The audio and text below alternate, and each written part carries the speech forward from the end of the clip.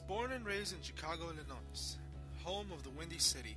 Chicago has a lot of historical landmarks, such as the Buckingham Fountain, which was built in 1927 in the center of Grant Park, the Willis Tower, which was built in 1973, Millennium Park, built in 2004, Art Museum, built in 1893, Field Museum in 1921, Aquarium Museum in 1924, the Science Museum in 1933, and many more.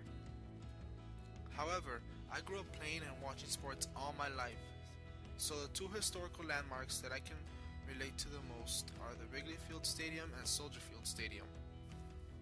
The two major sports I was always active in were baseball and football. The first sport I played was baseball, and I started in the Little League team at the age of 7. Play ball! I was a power hitter, which means the person that would be the one getting home runs for the teams. I remember when my team and I won the championship for our league. Baseball was fun, especially while growing up. My father would take me to watch baseball games. The only great place to watch a baseball game with my dad was at Wrigley Field. Wrigley Field was built in 1914 and has been home of the Cubs since 1916. It is located on Addison and Clark, and it is surrounded by restaurants and other establishments. All of that area is called Wrigleyville. It is the oldest National League ballpark and the second oldest active Major League ballpark, after Fenway Park, built in April 20, 1912, and the only remaining Federal League park. Just to let you know, Fenway Park is in Boston, Massachusetts, home of the Boston Red Sox. I remember when I was at the game of the Cubs versus the White Sox on May 20, 2006, where A.J. Pierzynski ran into the catcher of the Cubs, Michael Barrett.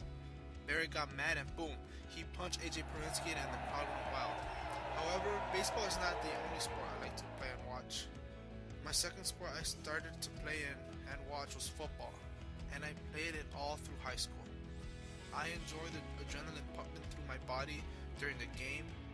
I would not forget my friends that I played with.